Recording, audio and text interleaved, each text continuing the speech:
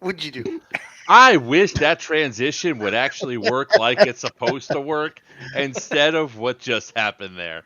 Because it's like it's supposed to look a go little right angry in. there for a second. I was, because I was like, it didn't work. So, everybody, it's Tuesday. It's From the Barracks. I'm Joke Where Players Wanted. With me is the man, the legend himself, ZMonster from Third Coast Airsoft. Thank you very much for joining with us. Golf claps. Thanks for having me. It's not a party till he comes out. Wiener from New Breed Airsoft. And down in the corner, if you really piss him off, he'll give you some shiny new bracelets. It's Justin Beowulf West from Shadow Legion. How's everybody doing tonight? Good. Very good, very good. Tuesday? It's Tuesday. It's Tuesday. Yes. Turkey in 2 days. And Yeah. evidently, chili showed up at right on my desk. Awesome. So yes, is it not Tuesday? Yeah, You I have just- a- Do you have Tuesday a was chili sushi fairy? day. No. Stop. Do you have a chili fairy? Is that a thing? yes. It's Look, the it's chili fairy. my wife's homemade chili. Oh, Oh, as he don't took throw it on the my desk. You almost, yeah. Look at it. Look at it before it slides out. Yeah. Why Yeah. does the description say streaming Call of Duty Modern Warfare 3? What the hell? It still says TCA, but it says Call of Duty. It's another thing that's on that's for Twitch, and Twitch evidently is bugged again. So Yes. all the fun joys when you stream to 8 different locations at one time, where technology doesn't work. It's all the Yeah. magic. It didn't work in the first place. Hey, look, it's a great way, like Call of Duty. Okay, perfect. It's the gaming. Good segue. It's people. So tonight we're ZMonster's here with us to talk to us all about Iron Fury. We can't wait to dive into that. Yeah. New AO, new location, new gameplay, and Yep. beach landing with boats. I can't wait to talk about that. So much room for activities. So, Wiener and I were just at an event this weekend. We're going to do the AAR for Wasteland 16. So, if you guys are here for that, we'll be doing that next weekend because I haven't cut any video for it, which was also a fun event. And unfortunately, last week we lost somebody very important to at least our community. Everybody here, I think, has met Tony before. Tony Massey, Tin Man, unfortunately passed away in his home. Sorry to hear that. Deeply missed. He was such an awesome individual. His service is actually tomorrow, and I don't know how. Oh, there's the Facebook link. There is, if you guys wanted to send flowers or anything else, they have a link going up for his obituary where you guys can send flowers, plant the tree in his name, all the good stuff for that. Obviously, share anything that you guys have about Tony. He was a great and awesome guy. Gone far, far too soon. So that's the obituary link right there.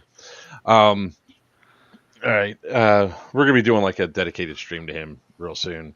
Everything's just, it's the holidays, right? And nothing sucks more than having everything compounded during the holidays. So thanks everybody for being that's on right now, but that's watching us. So I'm going to go ahead and give ZMonster here the big screen. So that didn't work either. What the hell? All right. You find good help. There we go. Okay. Me crap about being an engineer. Okay. So, anyways, okay. So Iron Fury. This is really Iron Fury 3. Iron Fury 1 we did many years ago. Iron Fury 2 was originally scheduled to happen at another AO that sold on us, and we had to shift it. We shifted it to GTI. So the guys who went to Iron Fury 2 way back in, I think, 17, that was a while ago. I don't think it was. Hold on. I don't think it was. Let me check my trusted clips. Iron Fury. I thought, wasn't that 19 or 20? It might have been. It felt like a long time ago, more than 3 years ago. We made it. It's hard when you've been doing this since freaking since 2009. So we made it work at GTI, sort of, but it really didn't. It wasn't meant to happen at GTI. So people went to Iron Fury thinking it was going to be like a winterized Stonebreaker, and it didn't. It just was the wrong AO for it. And so I said, we'll go back to the drawing board if the AO, the good AO, ever pops back up. And Snick had a great idea. Happy birthday, Snick, by the way. Happy birthday, Snick. That's right. So Snick had a great idea of using 2 campgrounds in North Carolina. One campground was not available. They opted to their policy was, hey, sorry, we don't want anything what you guys do. So SNCC went to Plan B and worked with the state of North Carolina and got us an entire state park. Because in Texas, we don't close state parks because weather never gets, it just doesn't happen. But in North Carolina, I guess they do have a season, and it closes one December and it reopens again like in March. And they make zero money. So for them, it was, hey, this would be awesome because you guys will be generating revenue for us in what we consider a closed season. The park is yours. If anybody ever remembers the old Tommy Lee Jones movie, The Park Is Mine. Okay, giving away our age. So we're dating ourselves. Dating ourselves horribly. You can watch it for free on YouTube. Anyways, so what we did was the park lends itself to exactly the way Iron Fury should be. And I sent you something. Maybe you can put it on the screen. I will admit, I will tell you that Iron Fury 2 was September 18th and 19th, 2020. Okay. So, again, more than 3 years ago. I wasn't wrong. That was a long time ago. Pierce, great question. We will come back to that. We will come back to your question because I can tell you. So, 2 parts to Iron Fury. You'll have an unconventional warfare piece. So the guys who are familiar with Robin Sage, if you bought a soft ticket or a commando ticket, Saturday you will spend the time fighting in a unconventional warfare zone, dealing with admin supplied and controlled guerrilla forces, trying to seize the town of Casaville. Meanwhile, on the east side of the map, you'll have conventional fighting. So, wow. So on the east side, guys who went to Crossbones really loved the direction that we went with Crossbones, where it was directed objectives. You will fight over this. You will fight over this piece of terrain. And guys really loved it because the action was brutal. It was intense. And so we said, hey, Crossbones proved that the player base can do directed mission sets.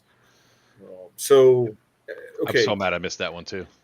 Now, what's different from Crossbones to Iron Fury is Crossbones had a lot of breaks because we were pushing you guys hard for about an hour and a half, 2 hours max, and people were just smoked. And so we get to a break, and it was like, I am so tired, boss. Okay, change socks, charge BBs, charge, reload, get air. With Fury, you're going to have to learn how to live out of an assault pack because when you take off from mission window 1, it goes from 1100 to 1630.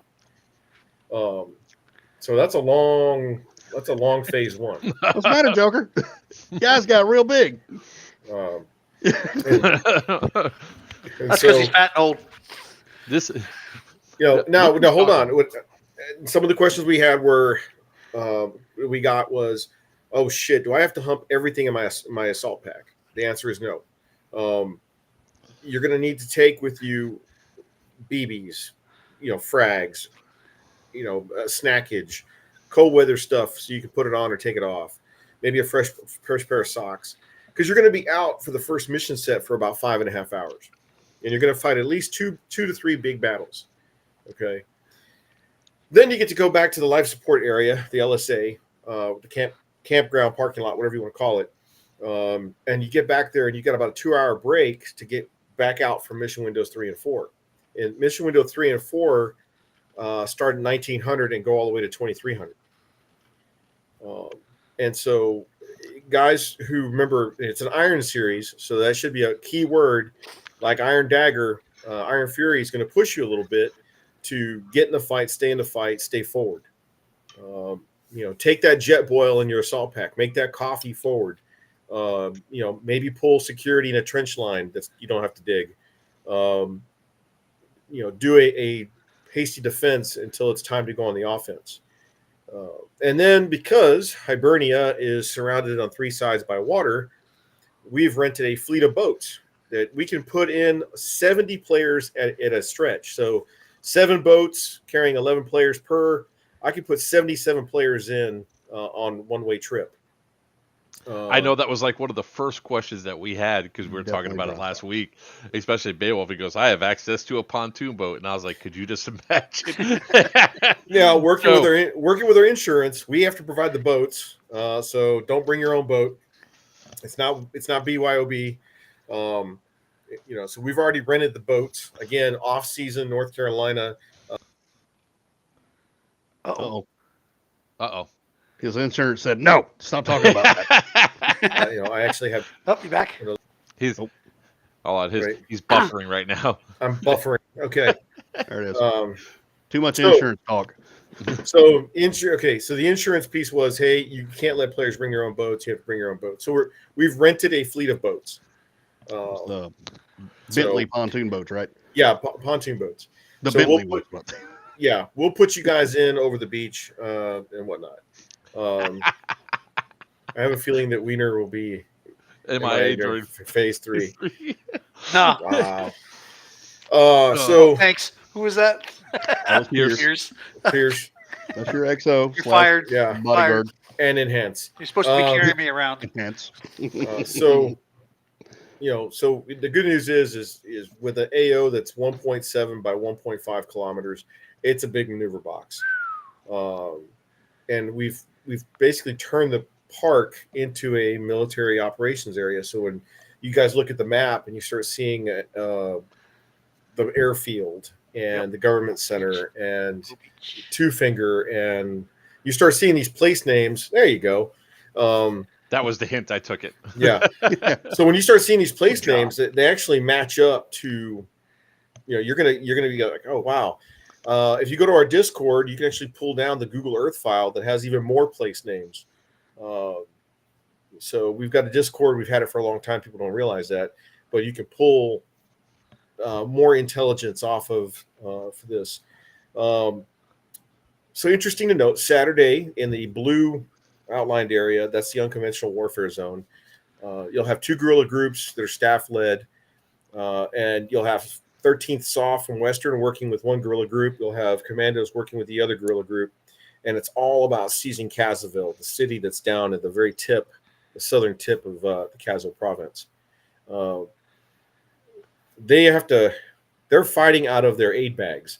So that's the rub there. There is no regen down there. So they literally have to constantly ask for resupply from higher if their medic bags start getting drained. Things like cash and heavy weapons and resupply are going to be a big deal for those poor guys down there. Now, depending on what happens by 2300, whoever controls Casaville on Saturday night will determine what side gets to start X down there on Sunday morning for the big battle. And there'll be no more guerrilla fighting on Sunday. It'll be totally conventional come Sunday. And so the big box out in the east where you have all the other places like Freddo Bay, Ray Point, Ghostville, the drop zones, all of that will be burned into your memory by the end of the weekend because you'll be fighting over those. You'll be fighting over those places. But it won't be like typical TCA 3-2-1 game on, and we just let the sides determine their strategy. Each side is going to be given objectives that they got to go for. Like, why do we have drop zones, Sal? Well, maybe paratroopers get dropped there. Why do we have Freddo Bay? Why do we have Crown Point or Pack Sound? I don't know. Maybe maybe there'll be something to do there. Stomp. So will it switch to solely orangutan fighting? Stupid. I love you. It reminds me of Battle of the Apes, Planet of the Apes. So because it's an Iron Series, it is going to push people to get more immersed. I think player base has come back and said we want more in terms of scenario and throwing ourselves into a storyline. So I thought I muted myself. So I have questions here real quick. Sure. And mostly a comment too. Like when we were talking about this and we were talking with other people, they're like, oh yeah, I'm going to go, we're going to go into the water from like one point to another. I was like, it's going to be January in North Carolina. Yeah, it's gonna be cold. You're not going to want to go in that water wet. No. On the water, it's still going to be cold as hell. Right. You that know, was the going to be one of Amazon. the things I was going to bring up too. Yeah. Kit wise, is there kit considerations? People taking those wonderful rides on the landing craft, so to speak, should be concerned about a little bit of Gore-Tex. You reckon? Yeah, I would say so. And the other half is with the ticket price of $135. We're really trying to go retro in a sense of make it affordable because it's right after Christmas. Good and make it hard for people to say, I ain't missing this. Right. Well, there's another thing too. That's a great Christmas gift. $135. Yeah. You can't beat that. Yep. Hint, hint, nudge, nudge to everybody that's watching. Yeah. Not for that AO. That's and that experience. That is phenomenal. And okay, what exactly is the DMZ? Okay. That area is actually the storage area for the Rangers and the Park Rangers house. So we had to make that area off limits. So there won't be any fighting through there. Another reason why we kind of made that the unconventional warfare zone. Conventional forces really won't be fighting too much down there. It'll all be up east. Now, the good news is, but wait, there's more, is the state of North Carolina Parks is already seeing this being successful. They did a very thorough background check on us. They said, hey, you guys really are organized. We really like what we see. How about next year we give you guys, multiple parks so you guys can crisscross the lake, and I was like, holy shit. Crisscross the lake? Like have a west side, have an east side, where Western forces actually have Westland and Eastern forces have Eastland. And now you have, you got to watch they're coming from across the ocean, man. We're going to be pirates. I'm looking at the map right now going, there is so much that literally could be done with this as just meme-tastic version of it. Like all of a sudden you see, you can just have that intro video of just like, what type of boats are they? Are they pontoon boats? Are they? They're double pontoon boats. Yeah. Double pontoons. So imagine you just see one, and all of a sudden you do the call on the radio, and all of a sudden one goes into 3, goes into 6, goes into 8, goes into 12, and they just come like from the line. They just all fan out. Yeah. And they come up and raid the landing. Would be such a great. What was the old Hulk Hogan show with the boat? Thunder what? Oh, yeah. Yeah. I know what you're talking about. Thunder in Paradise. Anyways. Thunder in Paradise. Yeah, that's it. That's right. But so the question that comes up is, are they only going to let you do this in off season? Are they actually going to give you a time to do it during season? Which would be we have to. It cannot be during their. They make a lot more money. Outside, during the actual use season. We opted to go in January because we've already signed our contract with GTI for March. So January we're doing Iron Fury. March we're doing Stonebreaker 11. So we've already lined up spring, winter and spring on the East Coast. I know everybody in Texas is like, Sal, when are you guys doing your Vietnam game? As soon as we can line things up with 1 or 2 locations. The guys who did Prairie Fire loved it because we actually went whole tour of duty style and had a lot of fun. But we're not there yet. That's late spring. Are there any helo missions for this one?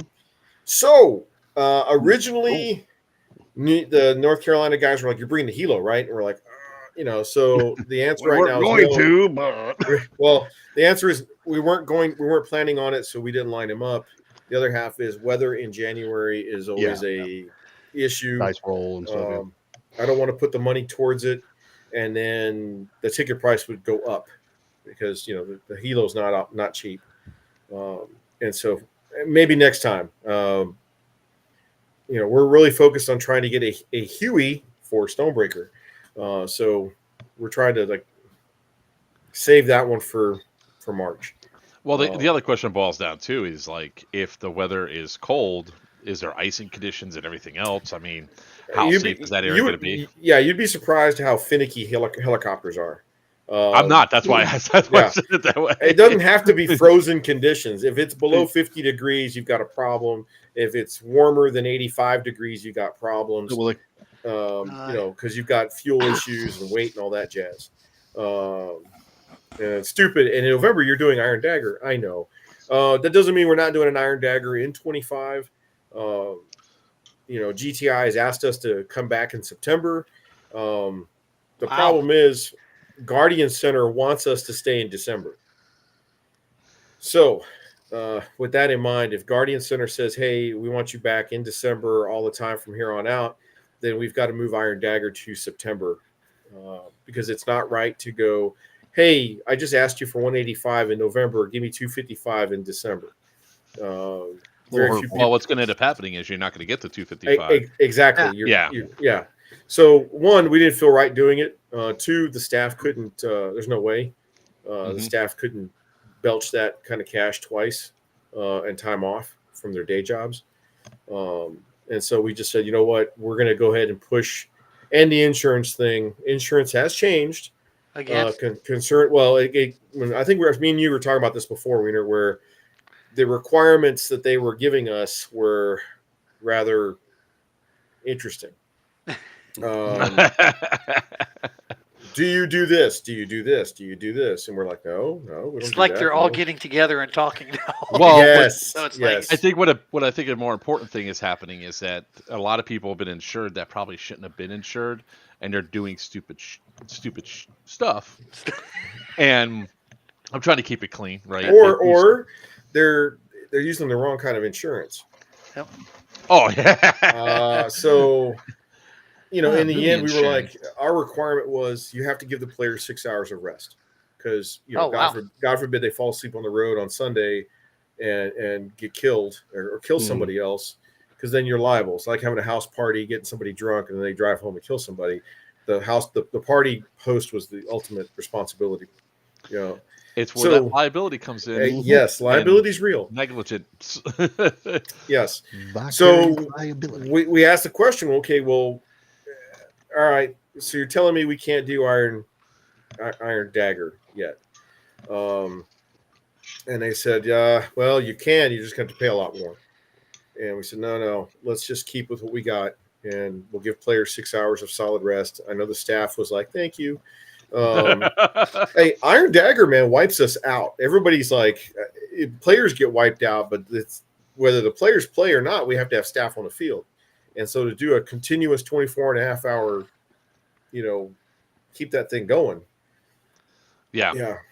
So a lot of people don't take that into consideration. They're like, oh, Epic Games, I want to have a lot of fun, but they don't take into account the staff requirements. I mean, on a standard game, a lot of staff is run ragged to begin with. Now you're adding a 24-hour game.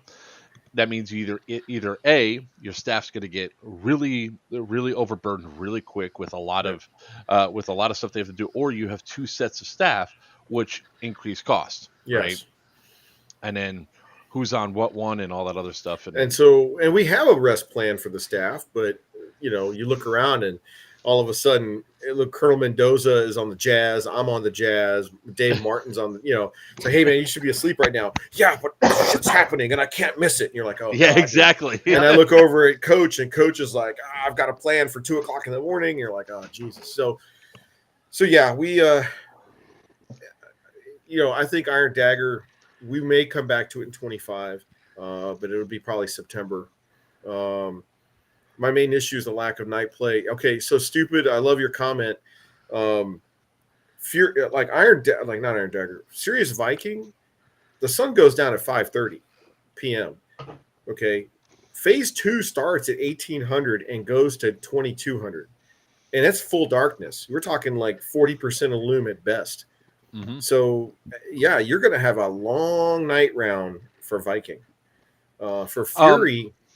Fury, you're going to be out in the field starting at 1830 after the sun goes down, and it's going to go to 2300. That's going to challenge people already. Especially because it's a wooded one at that, right? It's not like yes. Well, some of these other interesting to note. I had 2 great guys go out and do some recon and bring back a lot of awesome intel. there are a lot of little cabins. That's what I was going to ask. A lot of trenches, a lot of waddies, a playground or two, some buildings. So it is not all woods. And I got people, it's wood ball, I'm not going. No. I'm sorry, I could put a porta potty in the woods and 40 players will stack and clear it, to be sure. Yeah. But, if you haven't looked at the Ukraine lately, it's not all, in the urban cluster. Yeah, I mean, I say the woods because there are woods there. I mean, obviously, you can look at the aerial and see that. I like the main roads that run around. The question I have for both this and for Serious Viking, are there going to be vehicles out after dark? Yes. Nice. Yes. So those vehicles our vehicle rules have tweaked a little bit. 2 minute, 30-second burnout, and then they have to head out to the alpha. So they're not waiting 5 mics. Because it takes into consider the distance they got to drive back to the AA. That's actually really awesome. Yeah. For Viking, you'll see 2 vehicle insert points, so they don't have to just come in and out of the AA. They can leave the AA, leave the field, come in somewhere else. That's going to change. That's going to change the game greatly because load up your dismounts, boys. So happy you have no idea. Yeah, because I believe the last I missed the last Viking, so the AA switched last Viking. Yeah.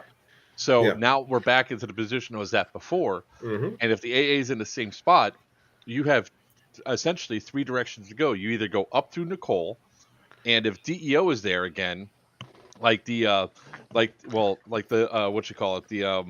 U.S. backed militia group that has all of the ordnance.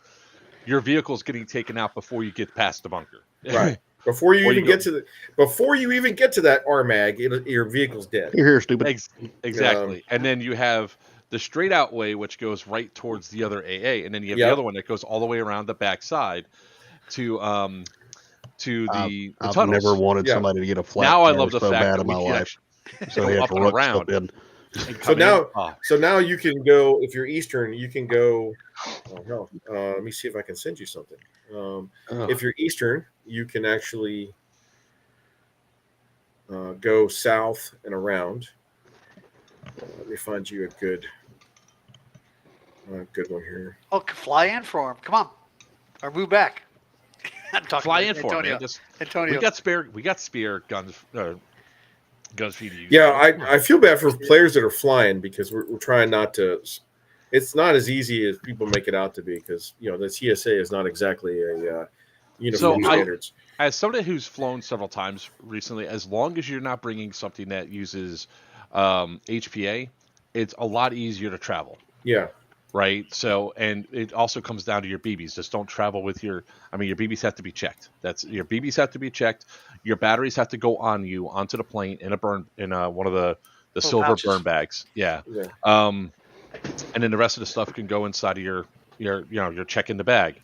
I mean, obviously, when you walk up, say it's not real, it's airsoft, and it's pretty simple because they're not going to make you take out, are there bullets in here?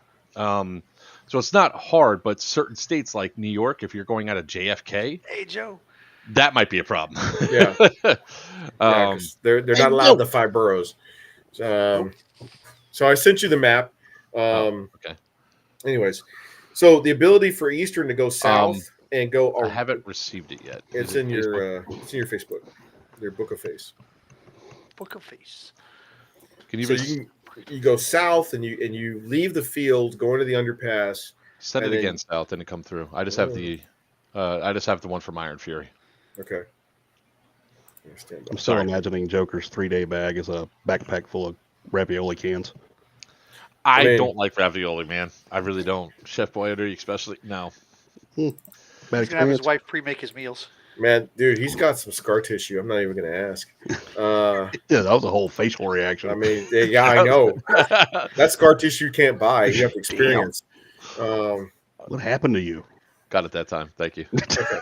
So, yeah, the ability to go out and come back into the field from a different position is going to work very well.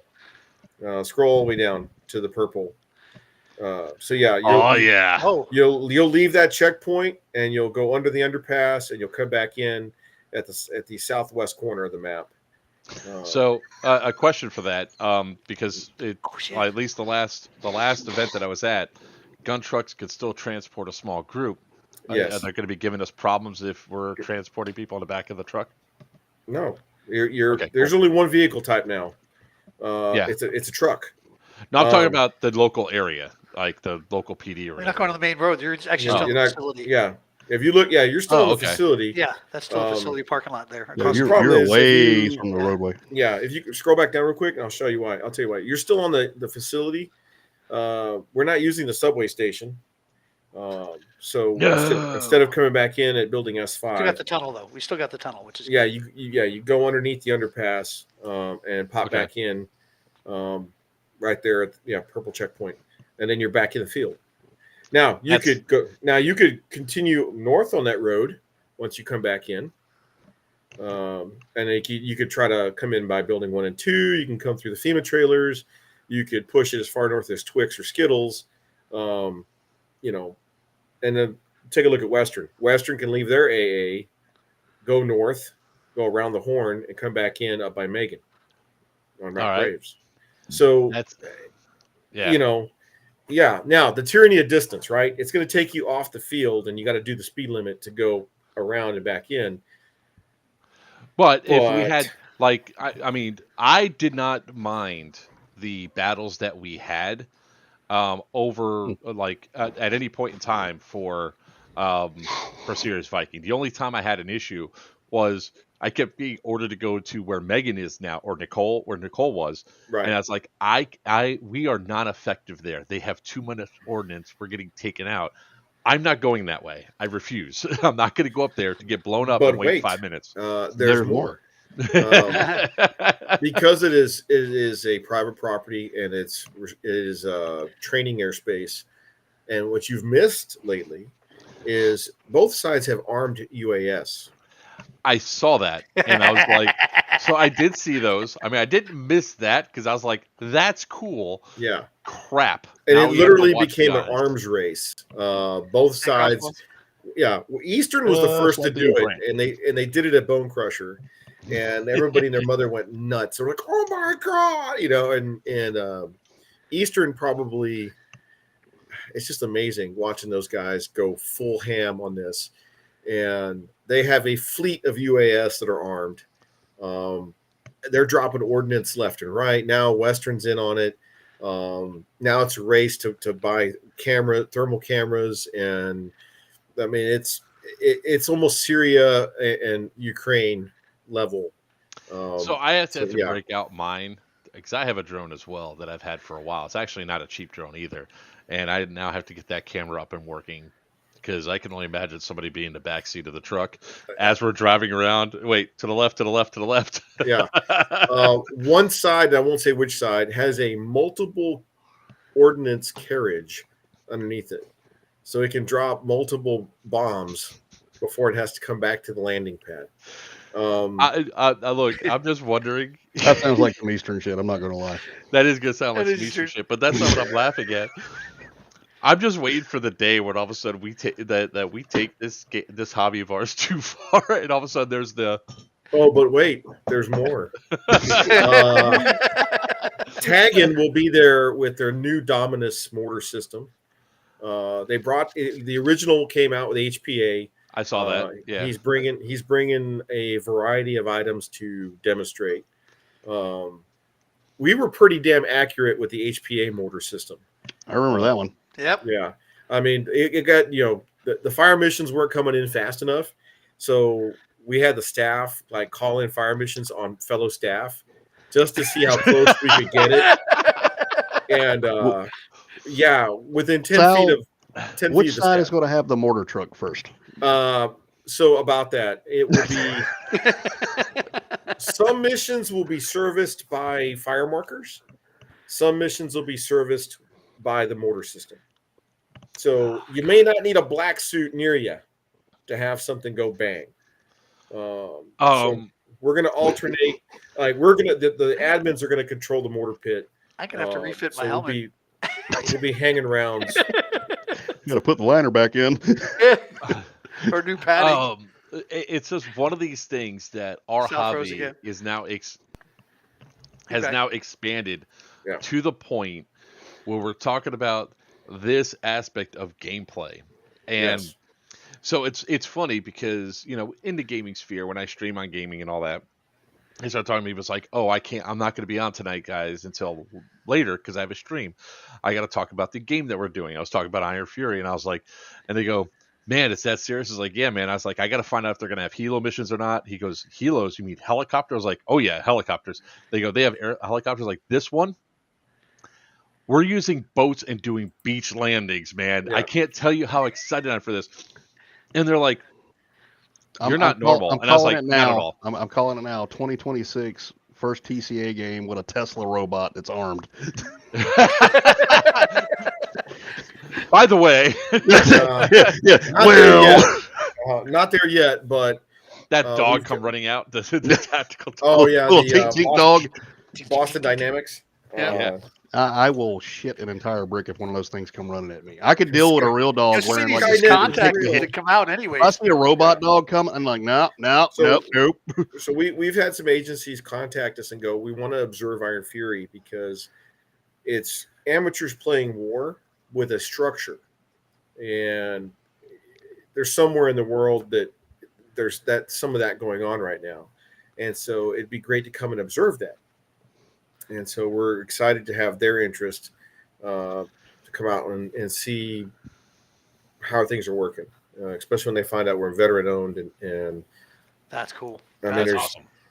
100 years of combat experience in the staff. That's just a little bit. Just a little bit, excuse me, more than 50 years of combat experience, well over 100 years of military experience in the staff. I was about to make comments, and I was just not about TCA, and I was like, nah, no, don't need to poke that bear. No. So we've got a fair amount of great ideas, and hey, I saw this, let's do this. The tier 1 for Viking I can't talk about until Sunday, but the tier 1 for Fury, if you go back and look at Bow Beach, hold on, let me pull it up real quick. There is an airfield there called Bow Airfield. There's Bow Beach and there's Bow Airfield. Yep. On the east side. Airfield, yeah. Bow Beach, yep. See it. Yeah, if you could zoom in on that, if there was a way for you to zoom in on that east side of the island. And I call it an island because, it technically is an island. I see it right here. It's right down here. If I just had the one picture, I could probably do it. But yeah, you're good. You're hovering over the right spot. So there will be a water infill with artillery support to prep the landing field. They'll have to use Bangalores to clear minefields on the beach, and then both sides will have to put cratering charges to crater the airfield to deny its use by the enemy. You'll have to defend against an enemy counterattack force, and then once the cratering charges are detonated, you'll get on the boats and you'll get exfilled back to the LSA. So that is the plan. The guys will hate the airfield by the end of the weekend because it is a goal for both forces to either take or hold. It's what's going to come out of this is probably going to be some of the best moments of airsoft and it's going to start the year off right for 2025. We've all played in factories. We've all played. I mean, we've all, like everybody here, has played at Guardian Center, GTI.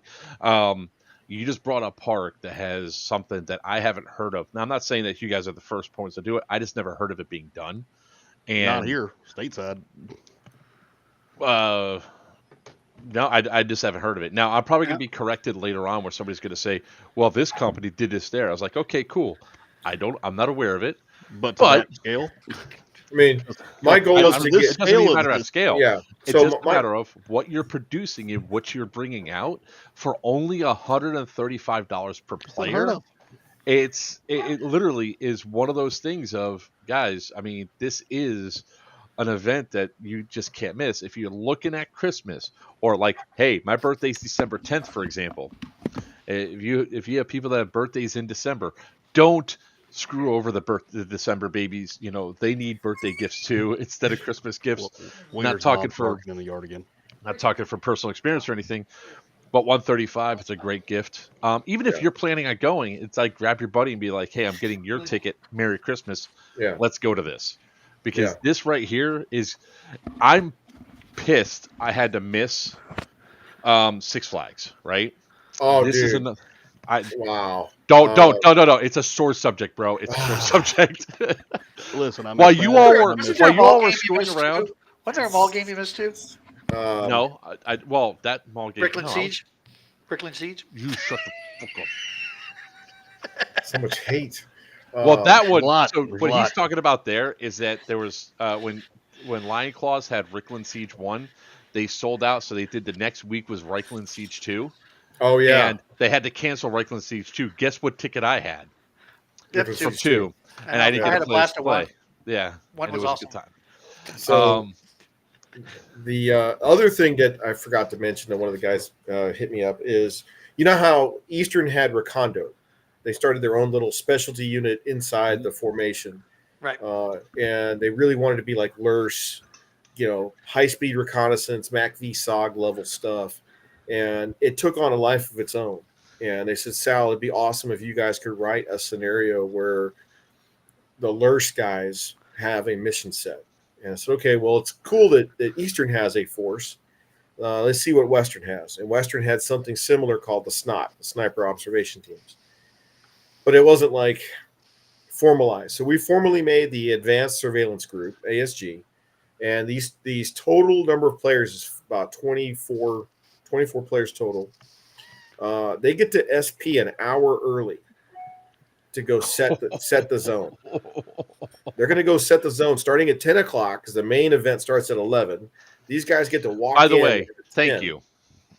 So, and that's going to that in itself, man, these guys that are buying the tickets are like, I know what I'm getting into. I know I may not shoot any BBs. But I am going to get deep green, go find a friggin' observation post, and go hide. I know our Recondo boys eat that up. I love it. Well, again, I don't think maybe Sal didn't catch it. Thank you for starting at 11. I think Sal's frozen again. And provide intel. There you go. Oh, there he goes. Yeah, I heard you. Okay. Because it sounds funny, but when people are like, whatever we're doing Friday nights, I mean, part of what we do for Airsoft, right? Part of what we do for these events, it's not just to go sit there and play a game. It's also to reconnect with people. It's also to network. It's also to have fun, sit down and because some of these people you don't see, but maybe 2 or 3 times in a year, So it's like, and then people don't get up and they don't get moving until now it's like 11 o'clock. That's a great time to start because there's no reason why nobody should be up in gear, ready to go at StartX at 11 o'clock. Well, they shouldn't be. Yeah, So that's the other piece, right? The weird one that's already up and kitted up by daylight. I know. Yes, you are. No, I'm not. No, I'm not saying you're one of those guys that walks around on Friday in total kit. No, all the registering. All your registering. All the registering on Friday. Are you doing the tier 1? No. What's the tier 1? Nope. What are you doing? You. I just like wearing it. Okay. Good for you. So, at the last Milledgeville game that I was at, they're like, "Aren't you going to get dressed?" I was like, "For what?" He goes, "Why are you in a Hawaiian shirt? That's not spec." I was like, "What are you talking about?" He goes, "You're playing tonight, aren't you?" I was like, "I'm not in a tier 1." He goes, Yeah. "What do you mean?" I was like, "There's no game tonight. It's just tier 1." Oh, I was like, "You didn't read the rule set." Yeah, you're in trouble. Yeah. So little eager beaver. Yeah, and I love eager beavers. They're cool. Now, so now I hate to say it, on Sunday though, Sunday kicks off fairly early. I don't care if I have one day where I don't have to get up at the butt crack of dawn. I'm fine. Yeah. What time does Sunday start again? 8:30, 9 o'clock. Well, you're not getting up on time that day either. Yeah, I am. No, look, so you can kiss my ass, sir. I'm always up on time at site on time. It's the other people that usually travel with me that are usually I'm dragging, kicking, or screaming, but I am ready to go. Blame everybody else. Unless you're injured, which happens often. Yeah, but I can drive a vehicle, so I'm good. So interesting to know, right?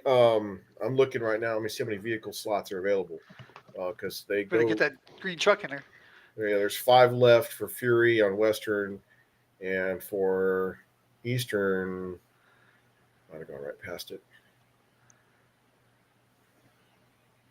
Eastern, there's 5, so we're 5 and 5. Viking is completely booked up, solid, 6 and 6. And guys are like, why do you put a limit on number of vehicles? I'm like, because you can't have too many damn vehicles running around. You start running people over. You start running people over. You start imbalancing, running into each other. Yeah. A little Mad Max like, Yeah. And we're dabbling in potentially bringing a very good Vismod vehicle, visually modified vehicle that may or may not look like a tank.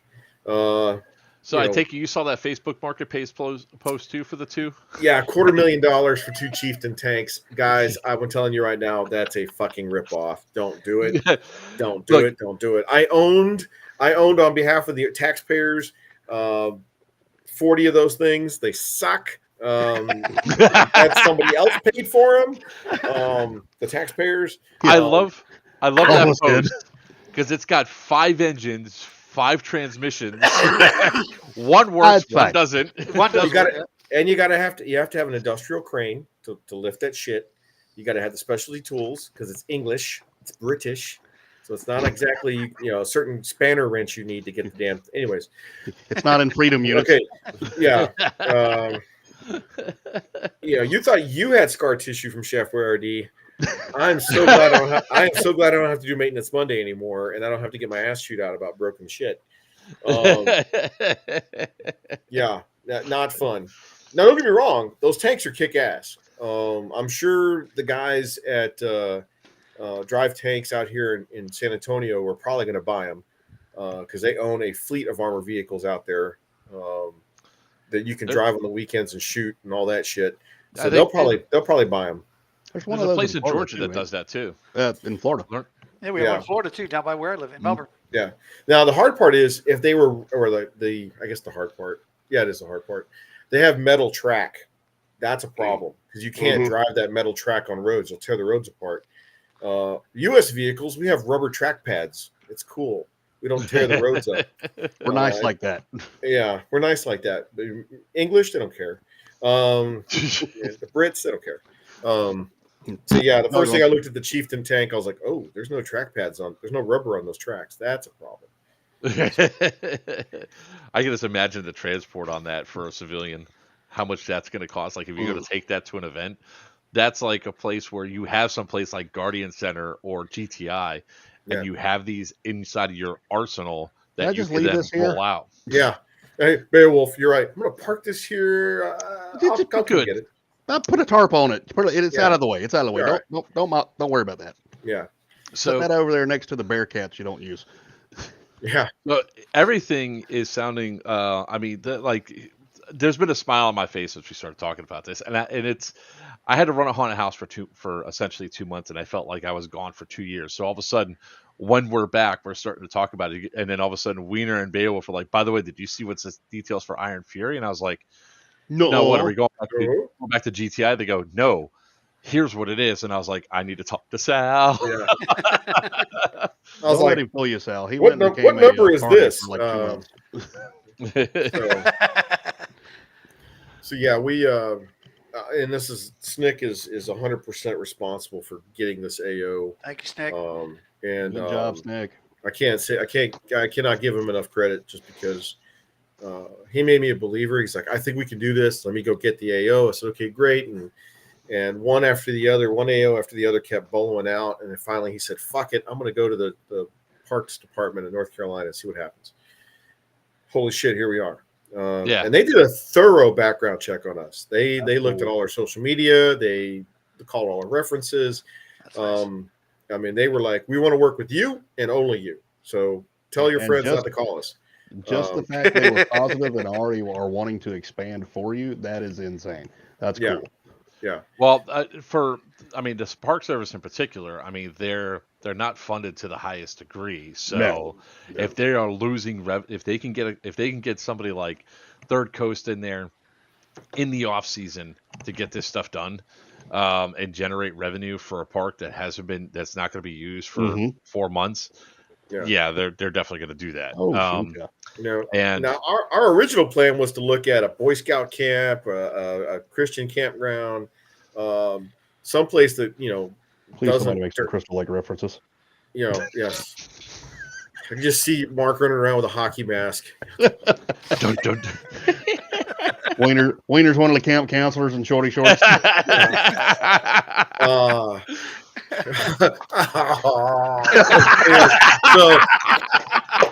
it wasn't because I win again. I saw Wiener. It's another member of the staff. I'm like, it's that bubble gum. Both statements are accurate, though. Both statements are accurate. No, I'm like super stoked for this event, and so much so that I've been talking to like some of the team hasn't been out to play in like a year, and I was like, I got an event for you. Yeah, we could do this because I mean, this is looking like, look, I know it's going to be cold, and I know I'm probably going to get wet, but there's not a chance in hell I'm not going on one of the boat rides. So here's the good news. Further good news. Campsites are free. I just was reading that. Yep. If you have a trailer or a camper or an RV, guess what? We have all of the RV camper hookups available, free. So you come, plug in, and go, which one is Western, which one is Eastern? Eastern RV hookups are over here. Western RV hookups are over here. RVshare.com could be the friend of a lot of people because there's going to be so many people that do not have their campers running that they can't rent them out. They're going to be parked in a driveway. They can make a lot of money. Those people can make money like in January. So then we also have heated latrines, heated showers available for the campers. Lavish. Look, Sal, it's my job. Wait, this way. My job to spoil them, not yours. Like we have our AO, we have hot showers that they could do in bathrooms and all that they don't have to use porta potties on. But no, now Sal's got to updo me. Thanks. It's still Parks and Rec, so it's going to be John Wayne toilet paper. So yeah. And then rough, tough. It doesn't take shit from anybody. Yes. Well, you must have the dude wipe, then players keep asking, do we have to camp? No, you can go and 20 minutes away. There's hotels. There's Airbnbs. There's you don't have to stay on the X. The schedule is the schedule. If you know Third Coast Airsoft, you know the freaking play schedule. You know the event schedule. It's Iron Fury. Yeah, it's not Iron Dagger though. And I love how people go, I roll so hard at Iron Dagger, 24 and a half hours. I'm like, dude, at 2 a.m. there was 50 of you on the field. I don't want to hear that shit. I don't want to hear that shit. Yeah, shut up, you're asleep. During the witching hour, it was like 50. There was like 25 Eastern, 25 Western, and about 10 guys at each talk drinking coffee like it was on like an IV drip. I don't want to hear that shit. There, I said it. But no, it's like, hey, you don't have to stay on the AO. Now you can. It's free. We got it. We got you. We're lining up some food trucks to be there as well. Of course, on the go surplus will be there. Junkies will be there. Core Night Vision. We're gonna have tactical imaging will be there. The usual suspects will be on the ground. Working on getting a couple of food trucks just to set up shop. So they know what to expect when they come to our events. And it's just to see everybody's like, well, are you guys charging for camping? I'm like, I know the ticket price shocked you, $135. You're waiting for the other shoe to drop. No, it's a trick. It's a trick. It's a trap. Wounded animals in the street. That's wild about the campsites being free still. Also, all the hookups. That's cool. Yeah. Let's see. Tier 1, tier 1's $50. So for our regular 185 ticket, you could get in on everything. Pierce, we're working on a coffee vendor. We were successful having coffee at Crossbones. We'd like to have another coffee vendor at our events because, man, we drink coffee. Like we as a player base suck down some freaking some Peruvian gold. Imagine getting yourself like a freaking Starbucks sponsorship. Yeah. Yeah, they bring out one of their trailers. Yeah. I mean, I'm just saying, it's like that's like the only thing. Got a coffee trailer to come out. Yeah. Yeah. Well, my buddy Jason has a coffee trailer, but his daughter sold it. I was like, bro, I wish I would have known about this. Yeah. Good times. Like this is really exciting, right? Sometimes you just need like one of these types of events to just really rejuvenate you and get you back into it, because one of the things that we've seen, with all the events we go to is, it's the same thing over and over and over again. Yeah. I raise you Iron Fury. Because you think so. Here's Iron Fury. Hey, Crossbones was good too. This is going to like top. So interesting about. I'm glad you mentioned that, Wiener, because player feedback. I know I pushed the shit out of the player base at Crossbones. It was awesome. Hour on, hour off, hour on, hour off. But we needed to get this research data, so to speak, and go. Let's give these guys multiple mission sets and see if they can follow it. And 75%, 80% followed orders. Yep. Like, and the guys were like, "Dude, I ain't guarding a barrel in the middle of the woods with no action. It's holy crap. Will the action please go away so I can reload a mag?" that hour mission or 2 hour mission, man, you were going at it hard the whole time. It was awesome though, with the firefights and the setups, and you saw a lot more. And like I said, it's just and not to mention, like you said, on Sunday the field flipped, which you couldn't do. You couldn't do that at our normal games, because once the sandbox was set up, it was set up. You couldn't let's move Ukraine and Russia. Let's flip sides, guys. No. We could do that at Crossbones. It's one of the ones I'm greatly disappointed I missed, because I wanted to go to Crossbones. I wanted to try it out. Just been 2024 was a bad year. I just looked over like all the events I did in 2023, then compared it to 2024, and I'm just sitting there shaking my head at myself, saying I missed a lot this year. I missed a lot. So, Joe, it's Milsim. Hurry up and wait. It's part of the experience. I mean, we could do the gate guard. We can do the ship burning detail. We can do the Sergeant Major's labor force. We could simulate those things if you like. We could simulate CIF,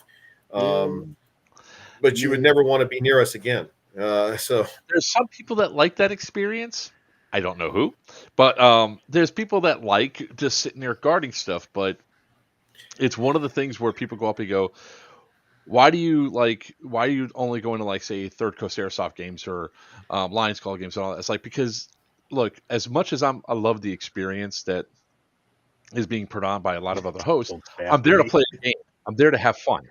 Yes. On medical joke. Having fun is action. I have ADHD.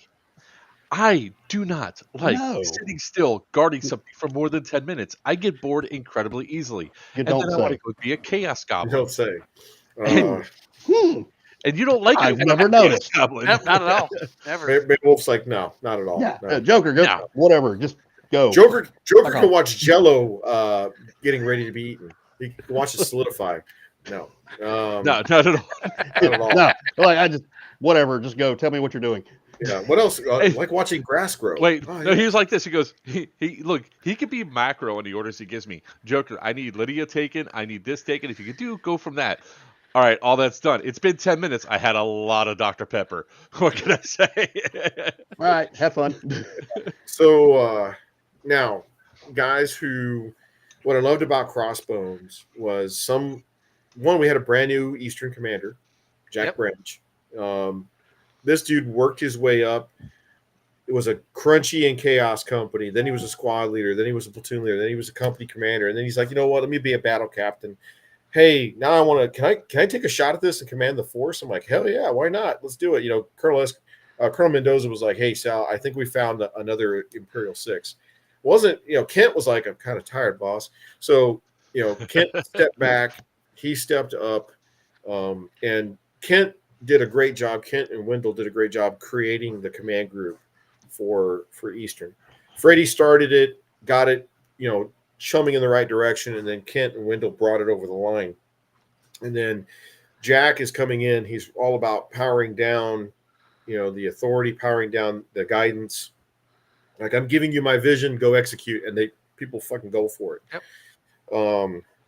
Crossbones was awesome because we were watching people like use a lot of initiative, and if we seize this crossroads, I see why Sal put an objective here, but in order to hold it, I got to go beyond it. And you're like, yes. So many players, especially when they're doing these events, think that holding a position means sitting on the position. You have to go advance of it, because if you get taken out and they can fall back, it gives people time to get up to the position to at least hold it and push forward again. I'll give a good one. Never fight the fat, hungry person in the kitchen. Fight them on the front yard. Fight them in the front porch. Fight them in the living room. Beowulf, why are you looking up?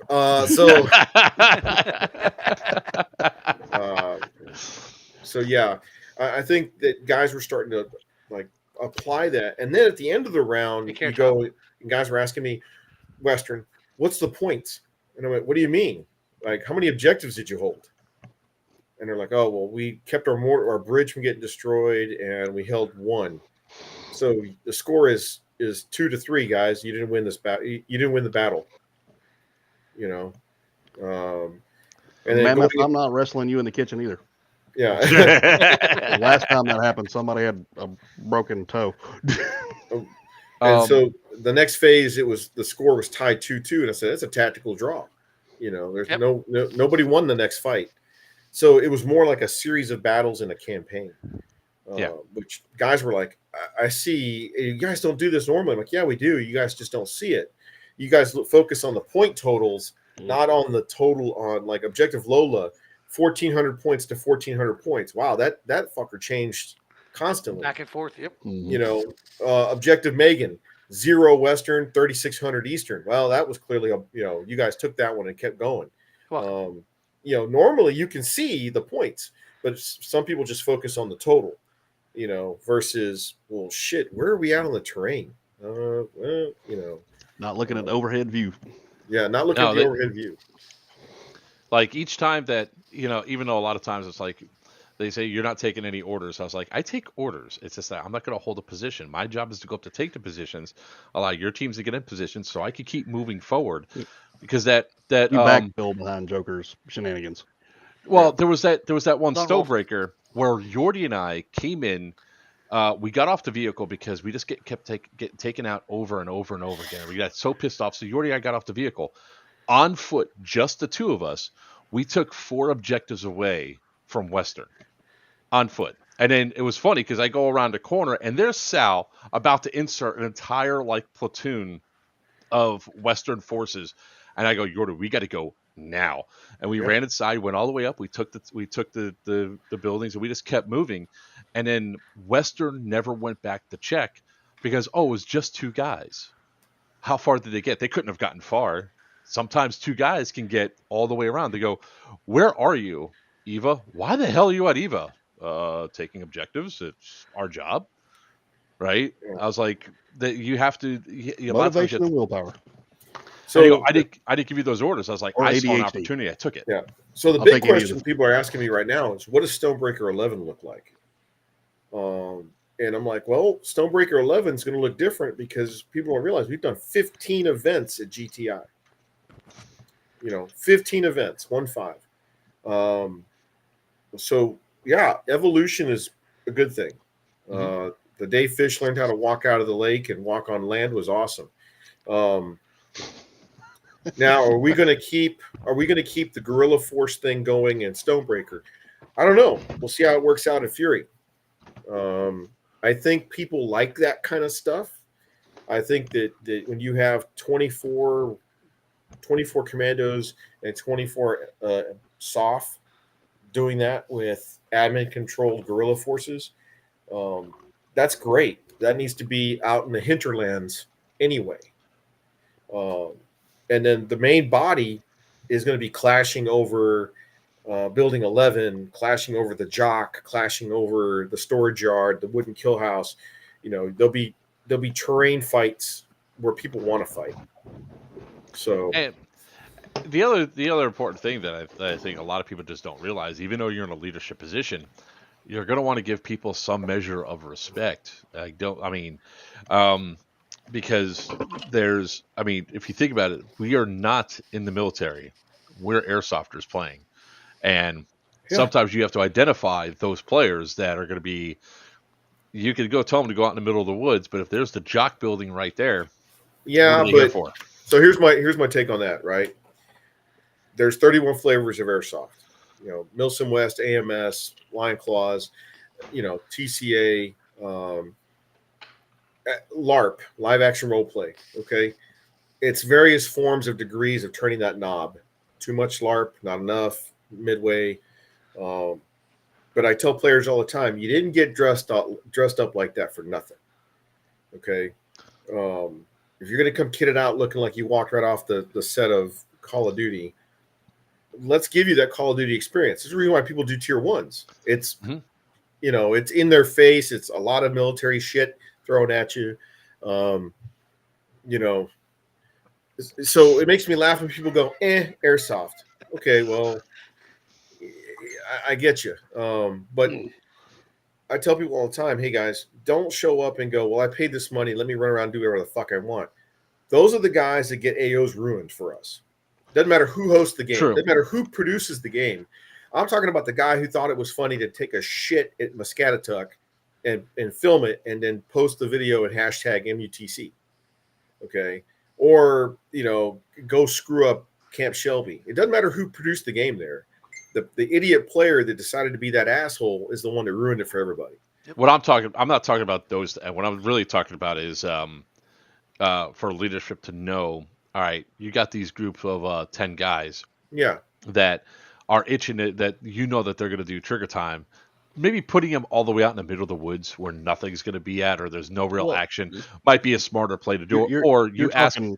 Yeah. Yeah, but my thing is, okay, you went to a Milsim, and what did you expect again? You know, no, you and I are talking the same language, Sal. I know, different terms. So and you see me, it doesn't matter what game I go to. If I go and they tell me, Sal, go guard this intersection, me and the boys are going to go watch that intersection, and there could be nothing going on there, and we'll be having a blast. You know, Wiener, remember the days of Doomsday Airsoft at Altair? You know, how many times that we did exactly what we were told to do, and you guys were like, wow, Sal, you having a good time? And you're like, yeah, man, I'm having a great time. Like, it doesn't matter if I pull a single trigger or not. Sorry. Well, that's it. And that's where, you know, Pierce, I go to kill me. The AOs I go to now, the ones I love them all. Pierce, you can't kill any of the hosts. Quit it. It's mission based, and I'm looking to complete those missions. Well, I think what Joker's getting at more as far as the frontline leadership, as far as appropriate use of your player base. Your manpower. Right.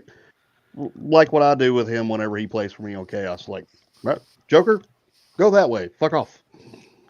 Yeah. Kill what you kill. Get me some stuff over there. I have earned a reputation that I'm going to be. If you give me orders to go take something, I'm going to go take it. I'm going to go for it. Right, but I don't expect you to camp. I don't expect you to hold. But if I come back and I give you intel, you also take that intel. It's like, all right, well, if he didn't take it, there might be a problem. What do we need to do? So, what I'm saying is mostly leadership, because that was like another. There was a topic that was actually brought up when we were up in New York. Was listening to people talking about the last game that we had up there, and it's like, well, they didn't respect me to do this, and I was like, hold on, is it respect, or is it a matter of you didn't show as a player, as a grunt, what you could do to begin with, or was it really leadership doing it? And what I found out was a little bit from column A, a little bit from column B, you know. So it's like, so it's just in games like this, sometimes it's best when it's like leadership understand, like, have the hard knowledge of what we need to do to accomplish, but also identify and put the people in the right spots of where they're going to go. Like, if you're actually hearing this group of 25 guys say, I'm not going out into the woods, you're not going to make me, I'm here for that building, and you still send them out there, and all of a sudden now you have nobody going out to Nicole, because it happens. And that kind of happens. I'm not going to say it doesn't, but at the same time, I go back to, hey folks, what did you think you were buying a ticket for? Mm-hmm. You could have stayed at a home field and done that shit. You could have gone to X's game. You could have gone to Y's game. I know for a fact that when you go to so-and-so's games, you do exactly what you're fucking told because I see pictures of you at that fucking event. But yet you choose to come to this event and act like a moose. So that's also another thing I don't understand. I was like, why do you go to another event host game and for the intention of screwing it up? Because the only thing that you could do is lose the AO for everybody. Yeah. You know? Yeah. I mean, that is definitely a thing. And so, I go back to, going back to Fury. If you bought a ticket, I remember we said we were going to sell Recondo tickets. We were going to sell ASG, Alamo Scout tickets. And, I got to be in that unit. Do you even understand what a Lurst guy does? No. You're not ready for that. Yeah, I gotta be in freaking Task Force Derby. You're not ready for that. No. Do you even understand what a Ranger does? Like, I watch SEAL Team all the time. I know. These people are dickheads. Yeah. Yes. Thank you, Pierce. Sal is always great to have on the stream because he'll turn around and just give you the brass tacks. So yeah, I could tell you watch it. So I go back to I could tell. I can see your loadout. You're wearing way too much kit.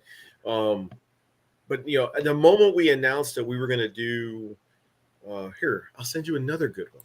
That way you can go, oh, this looks cool as shit, and then you're going to go, oh, I don't think I'd want to do that, or maybe you would. Let me grab this. I'll send this to you so you can. If I don't get my 1 hour of break time to have a Snickers, we have a problem. Okay, you carry it with you.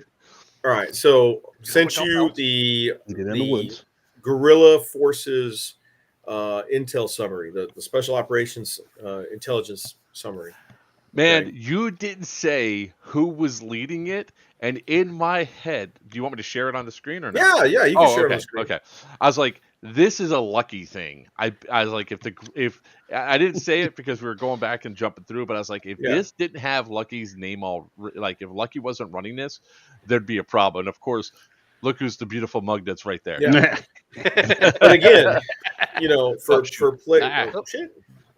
players who didn't know. I don't want to do LARP. Great. Go buy the other 450 tickets that are going to put you out east. But when you see a bunch of dudes rolling back into the Eastern Alpha during the mission break, and they're having like the best time ever talking about how, they had to pay a dude off at a checkpoint to get even into the AO. Lucky it looks like somebody you would pay off at a checkpoint. Yeah. I'll send you the other one because the other one's pretty badass too. He really needs aviators with that beret. I'm just saying. Well, I've already run into this version of Lucky at another game before. So I sent you the other Special Operations Intel sit rep. Let's see. So again, you've got and that's only for 24 players to interface with. A total of 48 players are going to interface with those two guerrilla chiefs. It's a game within a game. And I've got guys coming from Fort Bragg, Fort Liberty that want to be a part of that. Cool. But that's just over here. The rest of the big battle is going to be over to the right, to the east. Hold on, I'll do it this way. Keyboard words. But Sal, this isn't LARP, it's Airsoft. It's fucking LARP, guys. It's what LARP. We do is it's LARP with toy guns. I mean, we're dressing up as toy tactical soldiers, LARP. And we're going out there. I get it. It would be cooler if I allowed you to do blank fire. I get it. No, it wouldn't be cooler because, look, not for nothing. I like the fact that I know that, like, if we're talking about, like, say going back to GTI, right? Or even Iron Fury. Yeah. I know if I go into the buildings, I better have my ear pro on. But if I'm outside, I don't have to worry about it all that much, as much as I would indoors. Can you imagine idiots going inside there with blank fire? Again, it goes back to insurance. Do you guys allow this? And I went, and other injuries and whatnot. So, look, there's been times when you guys simulated airstrikes and all that, and then somebody's using a blank fire, which was fine. But even then, it was loud and it was outdoors. Blank fire's not all it's cracked up to be, is what I'm saying. Because then you have the players like me, who's like, am I supposed to call that or not? I don't know. Again, but different strokes for different folks. I'm looking at the number of guys going, that's it. I got to be in commandos. I got to do it. Well, why do you want to be in commandos? We carry Wiener around. Hey, Pierce, sometimes it's best to be seen and not heard. Yeah. Hey, Dobby, just if you go to feed him a Snickers, make sure you keep your hand flat so he doesn't bite your fingers like you're feeding a horse. Okay? It's like, oh my God, I'm missing fingers. Oh my gosh. What's going to happen is I'm going to have to get a hell of a lot more of that portable applesauce for Fury, is what I'm hearing. You know what I'm talking about? The pouches of applesauce wieners. Yes. I know. It's like baby food. I'm like, what are you bringing baby food on the field because it's actually better than eating a fucking Snickers bar. That's why. You get a shot of energy. You get some calories, and if he whips out a baby food jar of Gerber's peaches. Whoa! Easy, RoboCop. Easy. I don't know where to go with that. There's a toddler somewhere going, "Fuck that carrots." He took my applesauce. Sal, it's like what? That's like it's actually Pierce going. He took my applesauce.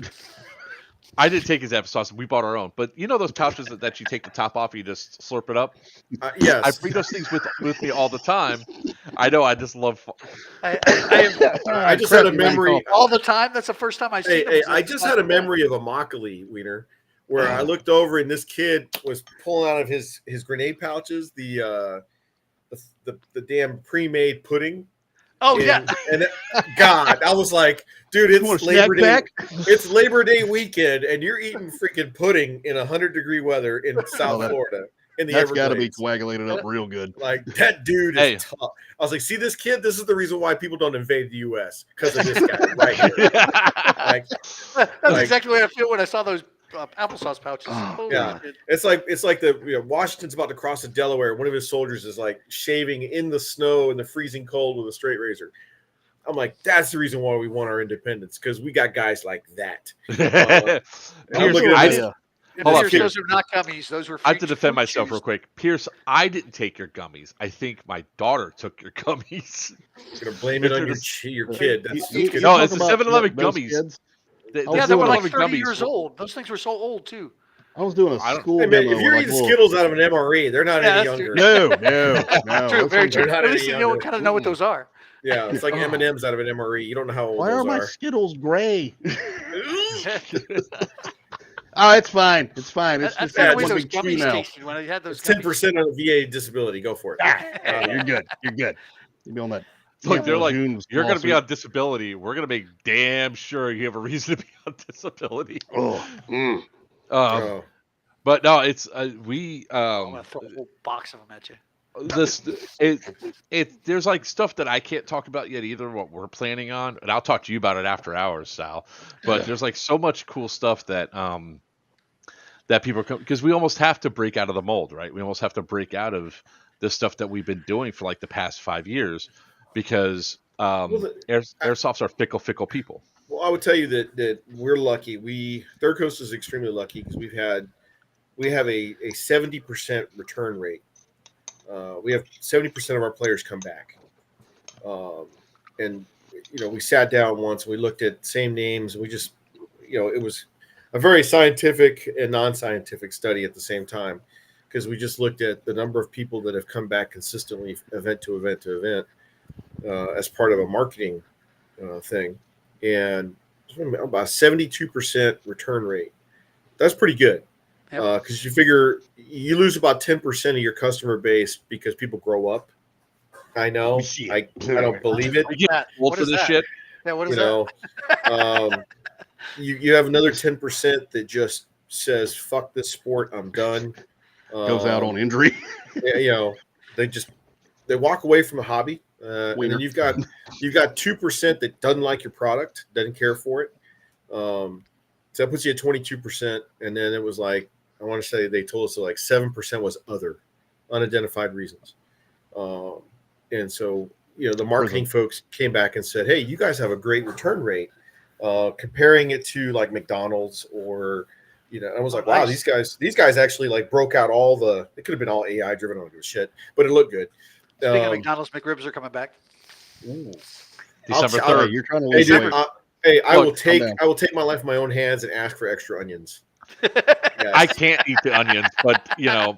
because unless I want to go on a cleanse, right? But there goes Wiener's diet plan. It's like Chavi, lactose intolerant. And he's like, challenge accepted. He just starts eating ice cream. You're like, bro, with the McRib, it's like I don't eat at McDonald's hardly ever unless it's the last resort, right? And when the McRib comes in, I'm like, son of a bitch, I got to go to McDonald's. I got to do it. I don't know. That barbecue sauce and I they put know, on there is like, look, the texture. We all know it's not the greatest of sandwiches, but the flavor combo that they have there, maybe it's a trick. Maybe it's just the dopamine. If you really want to, if you really want to screw with somebody, a worker at McDonald's, you're like, let me have a double quarter pounder, no cheese, and they're like, are you a sociopath? No cheese? What's that? What? No, I have to put it in there. Otherwise, Ronald comes out and beats me with a stick. I don't care. No cheese. Try telling Popeyes you can't put their sauce mayonnaise or on a mayo sandwich. On a sandwich.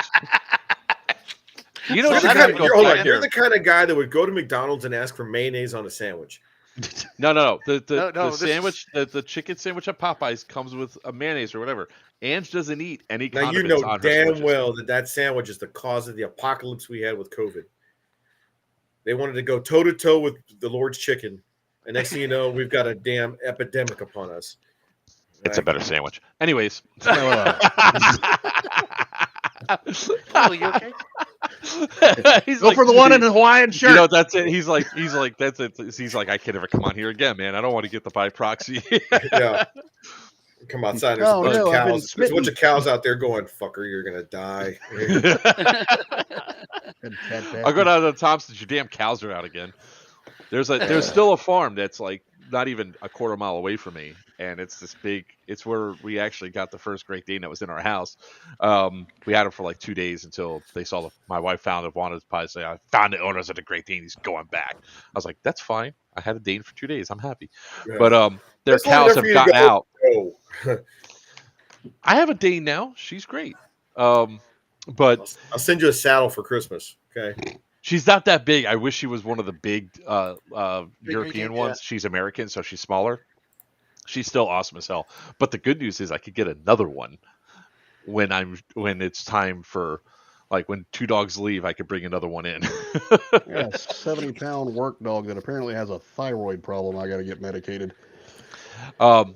So back on to the stuff that's here. The other thing we have to look at too is, like, with so many event producers putting on so many events, there's only so much money that people have to be able to go. So we're battling that as well. And having stuff like this, that's where it's like, here's that shiny, here's the shiny. You're competing against who's got the better product. And we've always gone into it with cross promote, don't step on each other's toes. A rising tide will raise all ships. We try very hard not to double book in the same market. Guys are like, I'm hosting a game in California, Sal. I can't believe you're doing one in Texas. I'm like, that's California. This is Texas. Different player base, bro. Completely different player base. Or you're doing, in some cases, we did Starburst 2 weeks of what, we did Starburst in Texas, and then 2 weeks later, we're at Crossbones. Guys are like, you're killing me, Sal. I'm like, I'm sorry, guys. It's not the same market. But also, we try very hard not to double book. Understand, too, that for all you smaller regional event hosts that are sitting there thinking it's okay to battle with each other, the only thing you're doing is impacting all of your revenues. I mean, just you're going to pull, like, if you decide, I'm going to screw that guy over, I'm going to have an event the same weekend, screw him. Well, or I'm going to do it no matter what. F those guys. The only thing that comes down is now your player base is torn. And then you're going to divide people up. And then both of you don't get the player base you could. Whereas if you just simply thought ahead and have a nice week or two buffer between, next thing you know, your event is successful and the other event is successful. And there's no need to fight and go through. And then when you also take a look at the industry, okay, the industry, I love, you looked at Specna. Specna went hard and fast. Joe's gonna go now too. Yeah. So Specna went out and they sponsored almost everybody and their mother. Mm-hmm. Now Specna's shutting down their U.S. market, but on a serious note, when you're asking the industry to step up and sponsor your events, and you have literally event after event after event, or events that are double booked, they're like, gee, who do we sponsor? Or fuck it, we won't sponsor anybody. And we've seen some of the smaller parts of the industry do that, and man, that sucks. And then I've always said that we don't suffer from too many event hosts. We suffer from too few players. So if we're not growing the hobby, we're not going to have the ability to all of us to be successful. And I always joke around with, if you're paying your mortgage with airsoft, man, you must be living in a shack down by the river. 10% profit margin is not trailer tent. 10% profit margin is not, you ain't making a living on that. No, I mean, the only like, if you have a shop, you need to have a field that's associated with the shop that's running. And a lot of these places don't do, like, the shops that are the most successful are ones that are open multiple days during the week as well. Like Miami Airsoft and Palm Beach Airsoft, both of them are open 7 days a week. There's players in there all the time. Sure, but I mean, he's also got rent that he has to make, so he needs to have the things come through. MK Airsoft, about to say MK. Just opened his 4th store, and he bought that building. That is his building. Second largest it's going to be the second largest indoor airsoft field in the U.S. I mean, back in the day when we didn't understand the industry as much as what we do now, the goal was, let's buy our own location, let's buy our own field. And after a while, we were like, no, that's a bad idea, because you're locked. You've got a chain connects to your ankle, and you can't go anywhere. You're stuck with it. So we reevaluated things and went, all right, let's stay mobile. Let's stay an event producer, and that'll be the better take. Partner up with junkies to be vending on the East Coast. Look for a partner in Midwest, and be able to go forward. Now, that's not to say that if you decide to be a field owner, you're not going to make any money. No, it's just, that that is your investment. That is your kitty. You're all in. Yep. And it says the same thing when we're talking about, bringing the players in. Like, he opened up a place in Willard, Ohio, which is a one-stop town, and the cops in the surrounding area are dicks and everything else, with the people driving in and out. They pull you over for no reason. Not talking from personal experience at all, but he built out an awesome field there, and the field has multiple different layers, interconnections, and that quality of field, it's like his player base has started to climb in Willard. He's introduced a whole new group of people to airsoft because it just takes going into those indoor fields, which segues into the content creation side. I haven't really posted a cheater video in a long time. I think the last time I posted was maybe 9 months ago. That's in your favor. I said that's in your favor.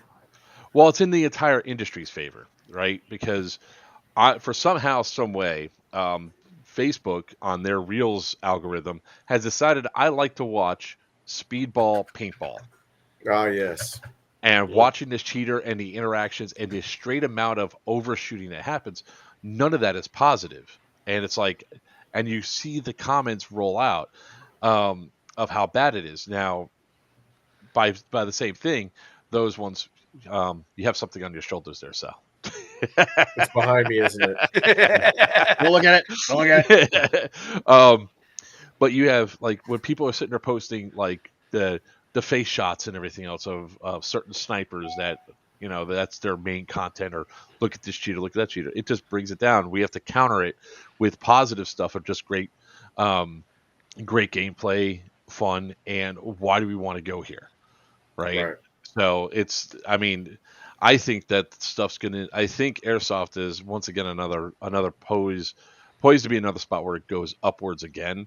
Because we were on a nice climb until COVID hit. Yeah, I was gonna say, then COVID hit and ruined it. COVID put us back 3 years. I know it hurt Third Coast. It put us back 3 years where we wanted to be. And put me back about the same.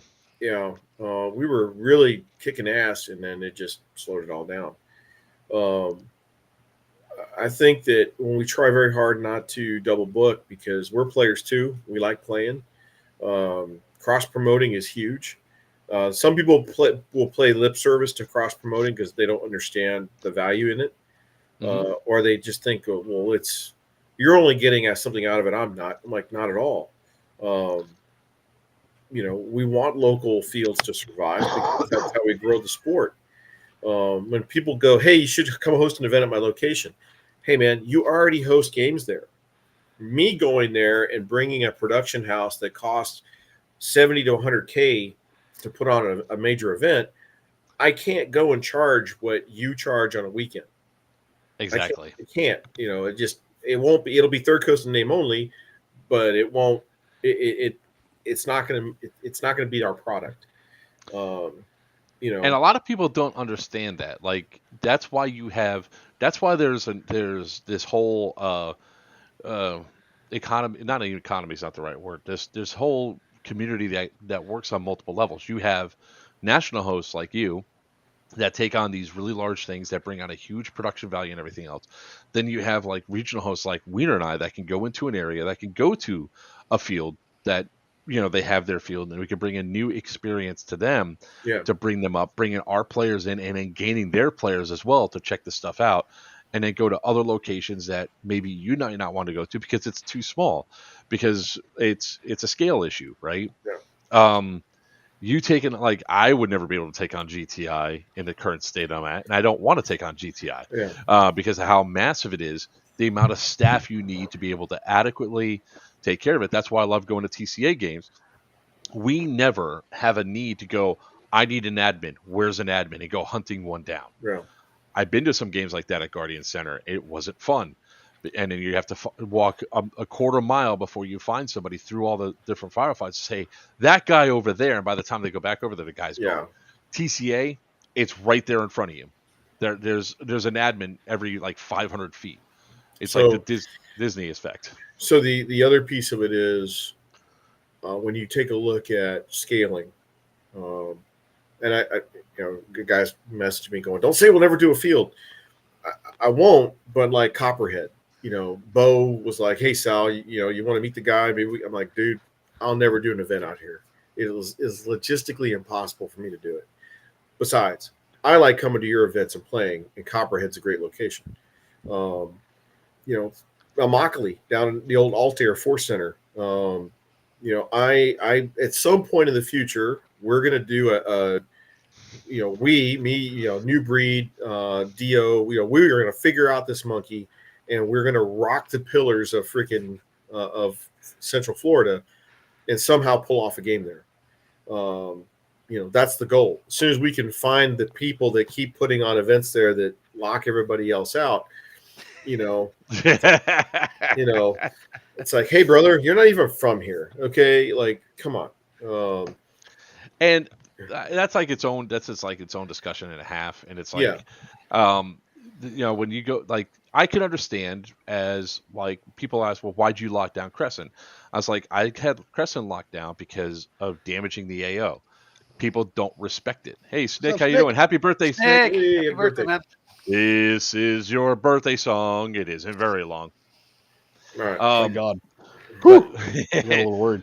But locking down like Crescent has been damaged from other event hosts that came in after. Some of the buildings, like some of the stuff that's got damaged there because they don't respect it. Sort of like what you said about AOs and people not having the ability to control themselves. And the sad thing is that the producers pay for it, and then the players actually, everybody pays for it. It sucks.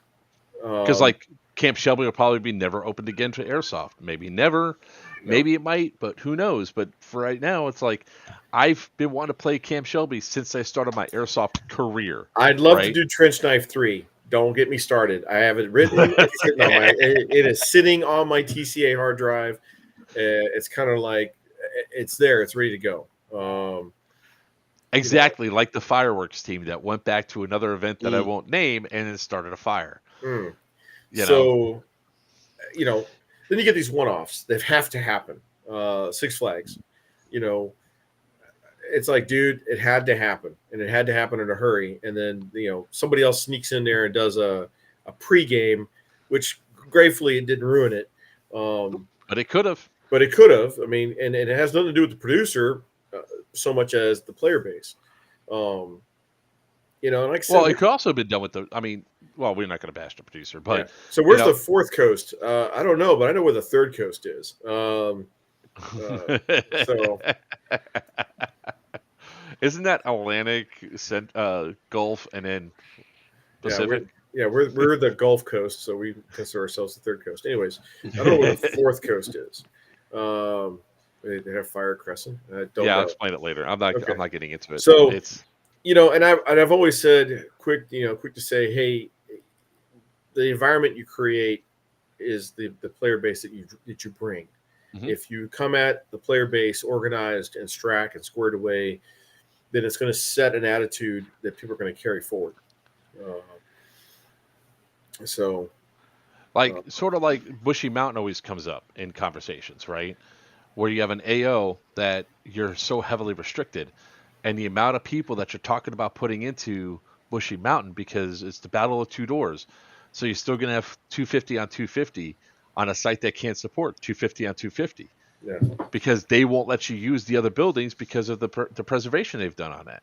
Right. It's sort of like how Airsoft will never go back into Penhurst again because of how much they've done for the preservation of that site. Yeah. So it's like, I mean, there's a lot of cool stuff that's out there. There's a lot of stuff that we put on hold only because we had to do things this year.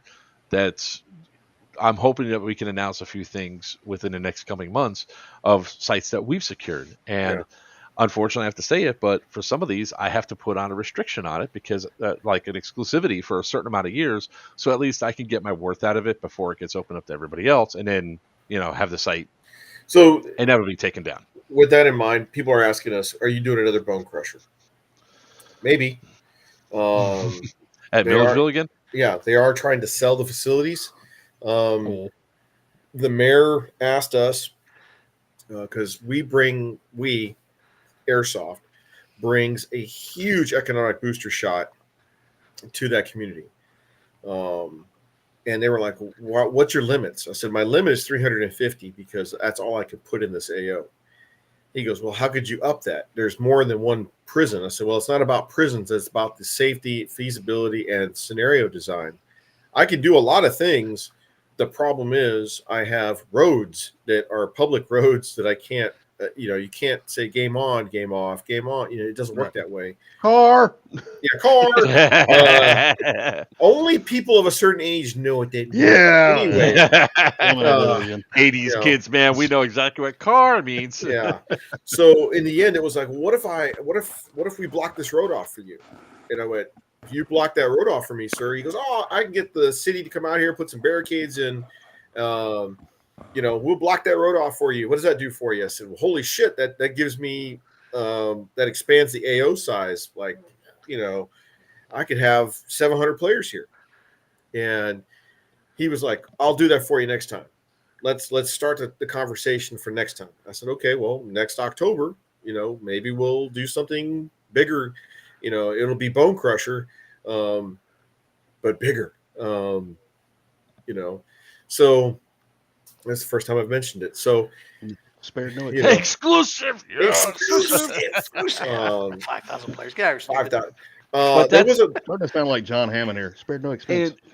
One of these days, Sal, I'd like to get you on with you, Papa, myself, and Wiener, just to talk about the joys of dealing with local municipalities when it comes to putting on airsoft events. Because, like, a lot of people, when I get questioned, called all the time. I get calls all the time, and they're like, from people want to put on things. They go, "How do you get through? How do you go through?" I was like, first and foremost, I've even talked to the city if they're even, or the town or whatever, if they even allow it. And they go, "Why does that matter?" I was like, "Well, for one, permits, but two, it does." Like when we had to go through to get Mid Orange, was like it was beating a head against the wall, and then they told us 3 days before that, oh, you can't have camping here it's got to be inside your wire. If not, you can't have the event. And then dealing with them on trying to go through, like we went to Yellow Dog Village, and they're ecstatic to have us there. Anything you need, we got, right? We went to Warwick because Yellow Dog was in Worthington, Pennsylvania, economically depressed town. Warwick is not economically depressed at all. So yeah, it's almost to the point where people ask, "What are you looking for in an AO?" I was like, "Well, I'm looking for a really good location in an economically depressed town, so that way, when they see us come in with 500 plus players, we get what we want with very little hassle." So initially, you take a look at Vicksburg, and we did Bone Strike. Great location. The first couple of times we did it, man, we had the mayor out there, we had the judge, we had so many people come out, and we had the one neighbor who bitched and moaned, but everybody said, "Shut up, Chad, we're making money," and we're not going to make it any other way. And that did great for the first two Bone Strikes. Third Bone Strike, it was an election year, and they said, "Okay, Chad, and then when it came to Bone Strike 4, we're like, this is the last one. We're not coming back. You guys, the one that place is falling apart. Two, yeah, thank you, Slick. That guy. FTG. So, and we were like, all right, not coming back. And it sucks. And because we were a huge economic booster shot to Vicksburg, because so Civil War's cool and all. But and we were lucky we found Milledgeville, and so the idea of expanding Milledgeville, even if we didn't block that road, even if he hadn't blocked that road, there are other locations there that we can use that I want to use, but we have to evolve the game a little bit, and so that's why Fury, bringing it back around, Fury's important because Fury's offering another game within a game. The guys that are signing on to do a little bit more LARP, they're going to impact the big game on Sunday morning, because he who controls Casaville by 2,300 hours on Saturday night will impact how their side can start on Sunday. And the other thing too is it brings in more players, and most people don't realize that. Like, I'll use Angela as an example. She does not like going to the Milsim games because she gets shot up too much. But in a game where she can role play, she'll be there all day. And she goes, "Oh, really? We're leaving now?" It's like, "Yeah, kid, we got to go." She goes, "I want to stay longer." It's one of those factors that comes in, is that there's a lot of people that do role play that just do not like the feel of Milsim. They want to have that aspect. Basis. Yeah, you're tapping in. You're trying to bring the player bases in together. A little of that. Yeah. That's why I like Centurion. I got guys on the staff that if they can only play, because we tell our own staff, "Hey man, we want to go and play this year. What event are we going to go to?" And Copan. Copan. Everybody wants to go to Copan because it's fun. Whether we play as a bunch of priests leading a jungle guerrilla movement, or do we play as the commandos, the Copan commandos, and have fun? Guys love it because we have a lot of fun with it. That one, I will tell everybody, like doing a Copan game, like every event host sort of has their feel, right? Mm-hmm. Copan is a lot of times it's very scripted. You can't go out and do stuff on your own. The first Copan I did, oh my God, I was like, we were sitting inside of camp for 6 hours with nothing to do. I said, "Get in a truck. We're going to go for trouble." I think you, but at the same time, I think you went to one that they've had some stumbles. No. Look, this was funny because it was a definite learning thing. The guys that were there, because we left, we went into camp. We found their U-Haul truck. We took I think it was Lucky's grenade, booby trapped the truck, so when they opened it up, the grenade fell out and exploded on them. And then all of a sudden, here we are. We're just one gun truck. We're fighting all of the, what is it, Ferris, right? The Ferris, all of them. Yeah. And the Humvee comes rolling in. We caused this massive thing, which turned into an epic 30-minute battle. There's 8 of us, and there's like 30 of them plus the Junkies Humvee laying waste. And when it was all said and done, everything's done, right? And they go through, all of a sudden Dave comes up and goes, "Yeah, don't do that again." Yeah. Well, I mean, so you go back to trying to find the most epic of pictures. This last one that we went to in May, because it was my birthday, and I was like, all right, I'm going to Copan and it was a different scenario. It was not set in Copan. It was in Bolivia, the FTB, and so we go to it, and our cover story was we were Franciscan friars. We were priests, and holy shit, that we were coordinating with ODA guys. We were doing all kinds of cool high speed stuff with getting our guerrilla movement to do its thing. We were supposed to attack the hexafluoride building. Instead of doing an attack, we did a public demonstration. We brought picket signs, and I had all kinds of stuff. And the funny part was, Dave goes, dude, you had these guys on their ass. They had no idea that you guys were going to come out and do a protest. I was like, well, we're outnumbered 2-1. Why play their game? Let's go out there and up with the G, down with the D, as Snick would say. We had them, like, we literally had the Bolivian army like, how do we react to this? And that was fun. And then we're talking to Dave. Okay, when's the next Centurion? He goes, I don't know. I'm like, shit. Like, I need my fix. Because the guys were like, dude, if the TCA players, the staff can only play one event a year, you don't want to miss that because of how much fun we had. Yeah, that one. I mean, look, I enjoyed, and it was at Guardian. It was at GTI. So okay, it was completely different. The one we went to was at ATI, and they had some great cabins and all that. And we're out there, and we're sitting out in our cabins, and I mean, grilling and everything else. And then, the one you went to, I think, was their Stumble, because every event producer, and this, you and Wiener, can appreciate this. What I'm about to say is, every one of us has an event where we stumble, and you learn a lot, and you go, fuck. Hope the customer didn't see that, and you stumble a little bit, and then you learn from it. You drive on. I think that particular one that you were at was Centurion Stumble. Yeah, it was, and the reaction. So, and this is not to. I'm not bashing Centurion whatsoever. No, because they have grown leaps and bounds. So man. I'm saying it as, and this is then actually a great thing that if you're watching because you want to do events. I went to that event. I blew the transmission in my truck. Had to rent the truck. Took a rental truck to that event because I was only one of 2 vehicles or 3 vehicles they had for it. We show up, and I spent, at that point, by the time I got up there, got on site, sat down, I'm over $1,000 in for 2 people. And I was so pissed off that I only got around maybe 45 minutes of trigger time. We would roll up, go out, nobody would be there. We roll back. And these are like great moments like, oh, we're going to have a great time. We're going to have a great time. We're leading this. We're doing this. And all of a sudden it's like, there's nothing here.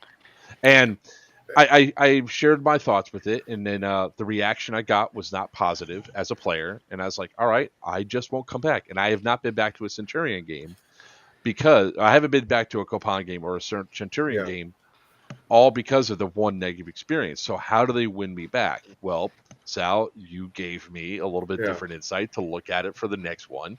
That and I wasn't. The ATI is a great location. Yeah. For 1,000 players. It's not a great location for 200 players. But I would tell you that, again, he has changed because we've gone to 2 more there since then, since that event. And the 2 times that I've gone to Arena, even with 90 players, the right storyline, the right injects, the right mentality. The second time we were there, dude, I had almost 35 commandos in ODA. We had a fucking blast. Third Coast, though, we rented 2 4-seat UTVs. We brought the Humvee. We literally said, Christmas came early, boys. Let's do it. And I ran the commandos as staff. I had a recon troop, an undercover to close tactical reconnaissance asset. I had 2 assault troops. And I say troops, but companies. So the guys were like, "Oh my gosh, this is so fucking cool." We were doing. It was like a nonstop tier 1 for those guys. We were doing rehearsals. We were doing op order. It was awesome. Sad thing is, a huge fucking electrical storm came in on Saturday night, and they had to cancel Sunday's events. So as epic as the event was, they had a no shit like act of God happen on late Saturday night, and everybody got flooded out. I felt bad because we were on a roll. We also had a bad storm at the one we went to. Yeah. Now their Muscatatuck event, when they did Condor at MUTC back in 22, I went to that one and led the commandos. Holy shit, we had a blast. But the problem was it had people show up there that they thought they were going to an AMS game, not realizing they were coming to a very scripted and structured type game. Yes, and when we say scripted, it's hey, I got to have undercover guys at the restaurant at fucking 18:30. Get rolling. Yeah. I got to have an ambush set by 1900. Get rolling. I will tell you, when I first was going to Centurion and was going through and looking at all the stuff for when we were going to Copan, I was like, I was literally searching, why the fuck have I not heard about this in the news? And I go looking it up online and realizing, oh, it's a made-up storyline. Yes. That's awesome. Yes. They did a lot of work for it. Yeah. They go they have the buy-in of the town. They have a thing happen inside of a restaurant. I mean, that stuff was cool. And it's a different level, but you also have to be ready for the fact that you are going to do like how we did, up and nothing happened. You have to be prepared mentally that you're not going to be at a TCA again. Yeah, exactly. 3,000, 6,000 rounds. And I feel bad because my cousin Christian helped staff. He staffed GTI. I think it was like Stonebreaker 8. He was the acting chief of staff for that one. Did a great job. I know he was stressing like a motherfucker, but he pulled it off. That was in the height of COVID. I couldn't travel to it, so he put it on, did a great job. The staff made sure that he was not going to fail. And then the following weekend was Arena Centurion. So he stuck around for that, but he thought it was going to be Get Your BB On, and in reality, it was the one you were at, and it was just like, what the hell is this? This is not what I signed up for. This is not what I signed up for. And I felt bad. He was like, dude, I really wanted to get my BB on, and it just didn't fucking happen. I was like, I'm sorry, man. If had I been there, you would have had fun because we would have kept the ball rolling, and instead you need to go with a group that is ready to do that, because even if you don't get your BB on, you at least have your friends that you could do stuff with and goof off with, right? You could have a good time. It's almost like a vacation with some airsoft. When Snick, it's funny when Snick's watching. When we go to Centurion, he's my ops sergeant major, so I break out the binder and we're looking at missions, and here comes Sam wanting to look over our shoulder. I'm like, you will be told where to be and when to be where. You don't get to know Sam, and then he walks away, and it's like, all right, Snick, where do we go? There was definitely some stuff that happened at that one. Like there was a certain individual that we don't mention that decided that he was just going to leave he was like the XO. He left his full operational book with some random player that luckily it came over to me. I was like, give me that. Yeah, that's and they go, why? I was like, because this is a problem. Yeah. And they're like, why? I was like, because this tells them everything we're supposed to do. You got to know what you're reading because it's written in a code that very few people can decipher. So, and like I said, I'll have to talk to Dave and figure out when he's doing the next one because I want to deconflict with him because I want to go to his. Yeah. I want to help staff. Yeah, I'm looking at their page right now. There's nothing. Yeah. But no, we've been texting back and forth. Because I haven't seen a lot of the schedules pop up, and usually we'd start seeing it like all of a sudden, like we said last weekend, what's going on, what's on the schedules. We started talking about Iron Fury, and then as if on point, 3 days later, all of a sudden, here's all of TCA stuff. I was like, awesome. Yeah, but we posted that a while back, and I just laughed how the number, like some of the sponsors. Well, it'd be great if you could send us your schedule. I'm like, the one that was in the email we sent you. Like funny. Some of the other sponsors know how to read. So, hey man, that's when they turn around and be like, excuse me, we want a direct call from Third Coast Airsoft from the ZMonster himself, telling us when exactly his things are, so we could feel important and needed.